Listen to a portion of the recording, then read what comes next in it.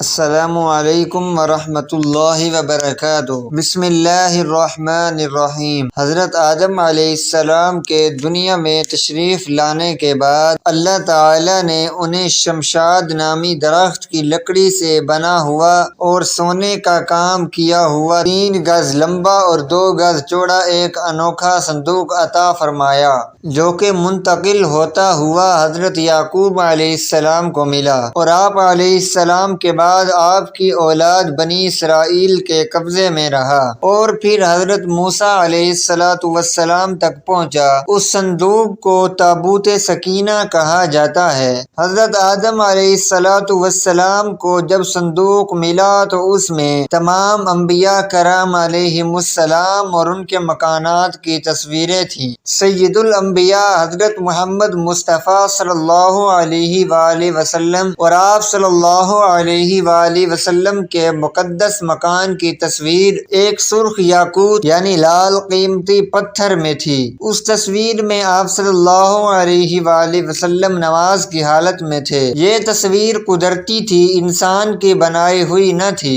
جب حضرت موسیٰ علیہ السلام کو یہ صندوق ملا تو آپ علیہ السلام اس میں اپنا خاص سامان رکھنے لگے، اور اس کے علاوہ صندوق میں تورات شریف کی تختیوں کے ٹکڑے، جنتی لاٹھی حضرت موسیٰ علیہ السلام کا لباس، حضرت ہارون علیہ السلام کا عمامہ اور ان کی لاٹھی، حضرت سلیمان علیہ السلام کی انگوٹھی، اور جب بنی اسرائیل پر نازل ہونے والا من بھی موجود تھا۔ حضرت موسیٰ علیہ السلام جنگ میں اس صندوق کو آگے رکھتے تھے، اس سے بنی اسرائیل کو سکون نصیب ہوتا تھا۔ بنی اسرائیل کو جب کوئی مشکل پیش آتی تو وہ اس صندوق کو سامنے رکھ کر دعا کرتے تھے، دشمنوں کے مقابلے میں اس کی برکت سے فتح پاتے تھے۔ جب آپس میں اختلاف ہوتا تو صندوق سے فیصلہ کرواتے، صندوق سے فیصلے کی آواز آتی تھی، بلائیں اور آفتیں صندوق کی برکت سے ٹل جاتی تھیں۔ الغرض یہ صندوق بنی اسرائیل کے لیے تابوت سکینہ، برکت و رحمت کا خزینہ اور نصرت خداوندی کے نزول کا نہایت مقدس اور بہترین ذریعہ تھا۔ مگر جب بنی اسرائیل طرح طرح کے گناہوں میں ملوث ہو گئے اور ان لوگوں میں معاصی و طغیان اور سرکشی و عصیان کا دور ہو گیا تو ان کی بداعمالیوں کی نحوست سے ان پر خدا کا یہ غضب نازل ہو گیا کہ اللہ تعالی نے قوم عمالقہ جالوت اور اس کی قوم کو ان پر مسلط کیا۔ انہوں نے بنی اسرائیل اور ان کے شہروں کو تاراج کیا، انہیں علاقہ بدر بھی کیا، ان کی اولادوں کو قتل و گرفتار بھی کیا اور تابوت بھی لے گئے، لیکن اللہ تعالی نے جالوت اور ان کی قوم کو تابوت کی وجہ سے مختلف آزمائشوں میں گرفتار کیا۔ انہوں نے تابوت کو بیل گاڑی پر رکھ کر بنی اسرائیل کی بستیوں کی طرف ہنکا دیا۔ اس پورے عمل میں فرشتے پس پردہ مختلف امور انجام دیتے رہے۔ اس وجہ سے سورہ بقرہ میں اللہ پاک نے فرمایا کہ یہ فرشتے اسے اٹھا لائیں گے یا پھر براہ راست فرشتے اٹھا کر لائے۔ یہ حضرت شموئیل کا زمانہ تھا، بنی اسرائیل کا کوئی بادشاہ نہیں تھا۔ انہوں نے آپ سے درخواست کی کہ ہمارے میں سے کسی کو بادشاہ بنا دیں۔ آپ نے اللہ کے حکم سے حضرت طالوت کو بادشاہ بنا دیا، جو بنی اسرائیل میں سب سے زیادہ طاقتور اور سب سے بڑے عالم تھے، لیکن بہت ہی غریب اور مفلس چرواہے تھے۔ اس پر بنی اسرائیل کو اعتراض ہوا کہ طالوت کا تعلق شاہی خاندان سے نہیں ہے، اس سے زیادہ حق ہمارے لوگوں کا ہے۔ ایک غریب اور مفلس انسان بلا تخت شاہی کے لائق کیوں کر ہو سکتا ہے؟ بنی اسرائیل کے ان اعتراض کا جواب دیتے ہوئے حضرت شموئیل نے کہا، یہ فیصلہ انہوں نے اللہ کے حکم سے کیا ہے، جس کا ذکر قرآن شریف کی سورہ بقرہ کی آیت نمبر 247 اور 248 میں آیا ہے۔ چنانچہ تھوڑی ہی دیر میں فرشتوں نے تابوت حضرت طالوت کے سامنے لا کر رکھ دیا۔ اس تابوت کو دیکھ کر تمام بنی اسرائیل نے حضرت طالوت کی بادشاہی کو تسلیم کر لیا۔ جب حضرت طالوت بنی اسرائیل کے بادشاہ بن گئے تو آپ نے بنی اسرائیل کو کافر بادشاہ جالوت کے خلاف جہاد کے لیے تیار کیا، اور جب روانہ ہوئے تو آپ نے اپنے لوگوں کو خبردار کیا کہ اللہ تعالیٰ کے راستے میں تم لوگوں کو اردن اور فلسطین میں واقع ایک نہر جس کا نام نہر الشریعت تھا سے آزمانے والا ہے۔ حضرت طالوت نے اپنے سپاہیوں کو اس نہر کا پانی پینے سے منع کیا، لیکن نہر کے قریب پہنچتے ہی 80,000 کے اس لشکر کے زیادہ تر لوگوں نے پیٹ بھر کے پانی پی لیا اور لڑنے کے قابل نہ رہے۔ صرف 4,000 سپاہی آپ کا حکم بجا لائے۔ حضرت طالوت نے اللہ کے حضور گڑ گڑا کے دعا کی جو قبول ہوئی، اور اللہ نے انہیں فتح سے ہمکنار کیا۔ جالوت بہت طاقتور تھا۔ حضرت طالوت نے اپنے لشکر میں اعلان کیا کہ جو شخص جالوت کو قتل کرے گا میں اس کے ساتھ اپنی شہزادی کا نکاح اور آدھی سلطنت بھی اس کو عطا کر دوں گا۔ جنگ شروع ہوئی تو حضرت داؤد علیہ السلام نے جالوت کو جان سے مار دیا، جس سے اس کے لشکر کے حوصلے پست ہو گئے اور کفار کو شکست ہو گئی۔ حضرت طالوت نے اپنی شہزادی کا نکاح حضرت داؤد علیہ السلام سے کر دیا اور انہیں اپنی آدھی سلطنت کا بادشاہ بھی بنا دیا۔ اس کے 40 سال بعد بھی حضرت طالوت کا انتقال ہو گیا۔ بعد میں حضرت شموئیل کی بھی وفات ہو گئی تو اللہ تعالیٰ نے حضرت داؤد کو بادشاہت عطا کر دی۔ حضرت داؤد علیہ السلام کی خواہش تھی کہ تابوت سکینہ کو محفوظ رکھنے کے لیے کوئی مستقل جگہ بنائی جائے، چنانچہ حضرت داؤد علیہ السلام نے نبوت اور بادشاہت ملنے کے بعد اللہ تعالیٰ کی عبادت کے لیے ایک عظیم الشان عبادت گاہ مسجد تعمیر کرانا شروع کی۔ اسی تعمیر کو ہیکل سلیمانی کہا جاتا ہے، جسے حضرت سلیمان علیہ السلام نے اپنے والد کی وصیت کے مطابق نہایت اہتمام اور شان و شوکت سے مکمل کروایا، یہاں تک کہ اس کی تعمیر میں اتقان و استحکام کے لیے جنات سے بھی خدمت لی۔ چونکہ حضرت سلیمان علیہ السلام نے اس مسجد بیت المقدس کی تکمیل کی اور نمایاں و عظیم الشان تعمیرات آپ علیہ السلام نے کروائیں، اس لیے اسے ہیکل سلیمانی کہا جاتا ہے۔ معلوم ہوا کہ ہیکل سلیمانی سے مراد وہی مسجد بیت المقدس ہے جس کی تعمیر کا ذکر قرآن مجید نے بھی کیا ہے اور جو آج تک موجود ہے، جہاں سے رسول اللہ صلی اللہ علیہ وآلہ وسلم کو معراج کے موقع پر آسمانوں کے سفر کے لیے لے جایا گیا۔ 598 قبل مسیح میں جب ایک ظالم بادشاہ بخت نصر نے بنی اسرائیل پر حملہ کیا تو دوسری عمارتوں کے ساتھ ہیکل سلیمانی کو بھی تباہ و برباد کر دیا۔ اس افراتفری میں تابوت سکینہ غائب ہو گیا اور آج تک اس کا کوئی سراغ نہیں مل سکا۔ قرآن مجید اور ان سے ان کے نبی نے فرمایا کہ اس کی بادشاہی کی نشانی یہ ہے کہ آئے تمہارے پاس تابوت جس میں تمہارے رب کی طرف سے دلوں کا چین ہے اور کچھ بچی ہوئی چیزیں ہیں۔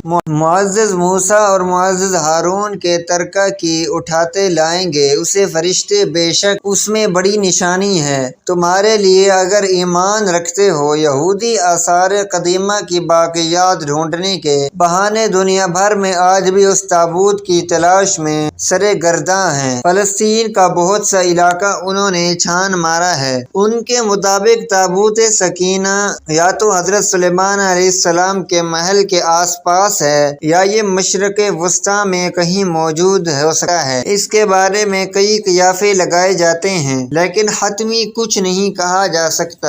یہ امر طے ہے کہ بنی اسرائیل کے ساتھ تعلقات بحال کرنے کے حق میں دنیاوی فوائد کی دلیلیں دینے والے دانشور یہ بھول جاتے ہیں کہ اللہ تعالیٰ نے قرآن شریف میں واضح طور پہ کہا ہے کہ یہود و نصارہ بھی تمہارے دوست نہیں ہو سکتے۔ انوکھا صندوق کب اور کسے ملے گا؟ قیامت کے قریب حضرت سیدنا امام مہدی جب تشریف لائیں گے تو وہ اس صندوق کو فلسطین کی تبریہ نام کی ایک مشہور جھیل سے نکالیں گے، جبکہ ایک قول کے مطابق آپ اسے ترکی کے شہر انطاکیہ کی کسی غار سے نکالیں گے۔ جب آپ نے پیارے صحابہ حضرت عمار بن یاسر رضی اللہ تعالی عنہ کی یہ حالت دیکھی تو آپ کا دل بہت کڑھا اور حضرت عمار کے سر پر شفقت کا ہاتھ پھیرا اور فرمایا، اے آگ تو عمار بن یاسر کے لیے اسی طرح ٹھنڈی اور سلامتی والی بن جا جس طرح حضرت ابراہیم علیہ السلام کے لیے بن گئی تھی۔ حضرت عمار بن یاسر رضی اللہ تعالیٰ عنہ نے صبر و استقامت کا وہ مظاہرہ کیا جس سے تاریخ اسلام میں اس مرد مجاہد کو تا قیامت صابرین میں یاد کیا جائے گا۔ پھر وہ خوشی کے لمحات بھی آ گئے جب اللہ تعالیٰ نے اپنے محبوب صلی اللہ علیہ وآلہ وسلم کو فرمایا، اب ہجرت کی تیاری کرو۔ جب میرے آقا حضرت محمد مصطفیٰ صلی اللہ علیہ وآلہ وسلم کو مدینہ کی طرف ہجرت کا حکم ہوا تو حضرت عمار بن یاسر کو بھی یہ موقع نصیب ہوا اور مدینہ پاک میں پہنچ کر امن کا سانس لیا۔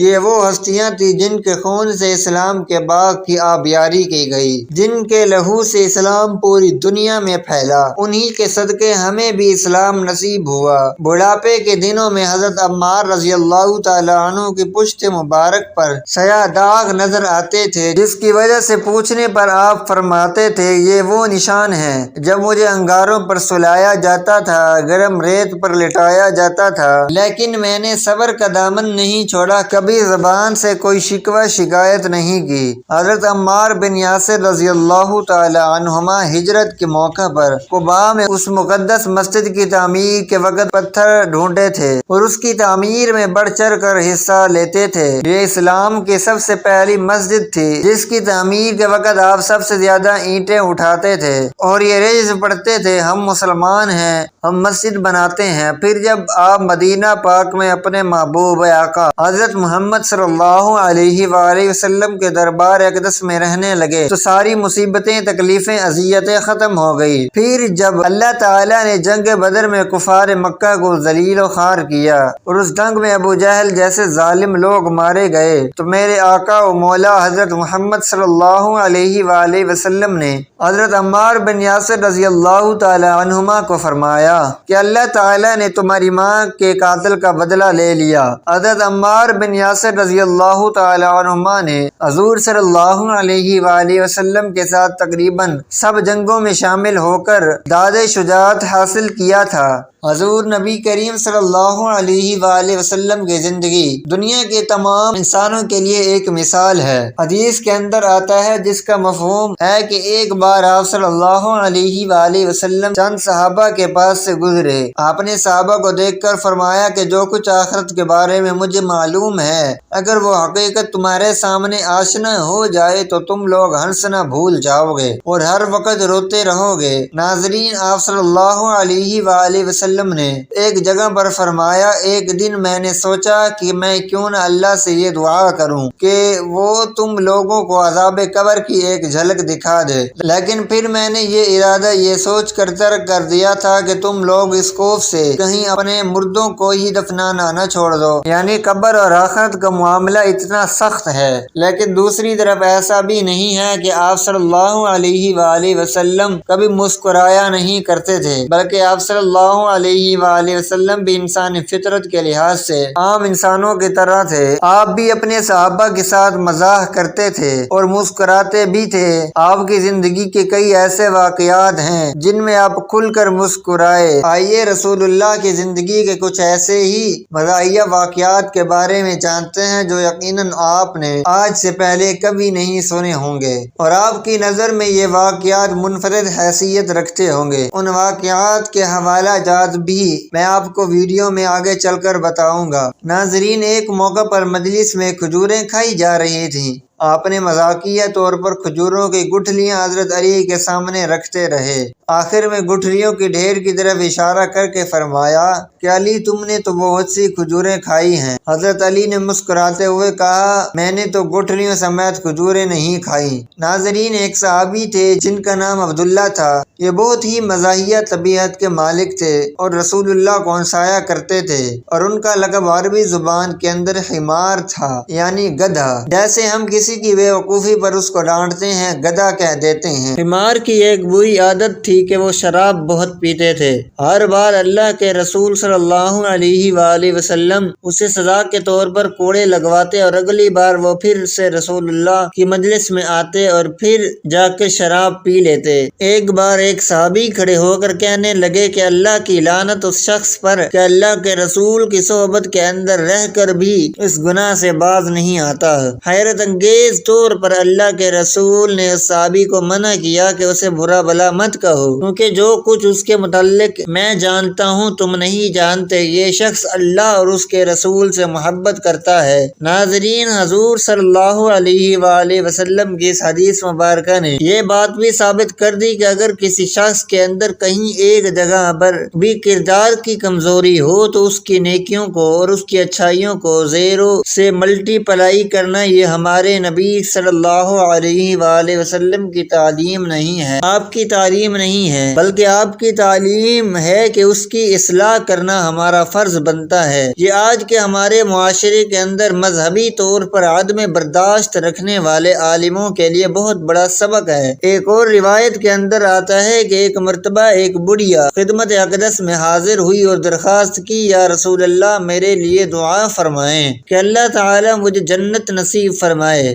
آپ نے فرمایا بوڑھی عورتیں جنت میں نہیں جائیں گی۔ یہ فرما کر آپ نماز کے لیے تشریف لے گئے۔ بڑھیا نے حضور کے الفاظ سنتے ہی زارو قطار رونا شروع کر دیا۔ آپ نماز سے فارغ ہو کر تشریف لائے تو ام المؤمنین حضرت عائشہ صدیقہ رضی اللہ تعالی عنہا نے عرض کیا، یا رسول اللہ، جب سے آپ نے فرمایا کہ بوڑھی عورتیں جنت میں نہیں جائیں گی یہ بڑھیا رو رہی ہے۔ آپ مسکرائے اور فرمایا کہ اسے کہہ دو کہ بوڑھی عورتیں جنت میں جائیں گی مگر جوان ہو کر۔ جامع ترمذی کے اندر ایک حدیث میں ہے، ایک صحابی نے رسول اللہ کے پاس آ کر فرمایا کہ اے اللہ کے رسول مجھے ایک سواری دے دیں۔ آپ نے حکم دیا کہ اسے اونٹنی کا بچہ دے دو۔ صحابی نے یہ سن کر جواب دیا کہ اے اللہ کے رسول میں اس بچے کا کیا کروں گا، مجھے تو سواری چاہیے۔ آپ نے یہ سن کر پھر فرمایا کہ اسے اونٹنی کا بچہ دے دو۔ اس کے بعد مسکرا کر فرمایا کیا کوئی اونٹ ایسا بھی ہے جو کسی اونٹنی کا بچہ نہ ہو، یعنی مفہوم یہ ہے کہ جو بھی اونٹ ہے آخر کار بچہ تو وہ اونٹنی کا ہی ہوتا ہے۔ اور ایک حدیث مبارکہ میں آتا ہے کہ آپ صلی اللہ علیہ وآلہ وسلم کے ایک صحابی تھے جو کہ بدو تھے،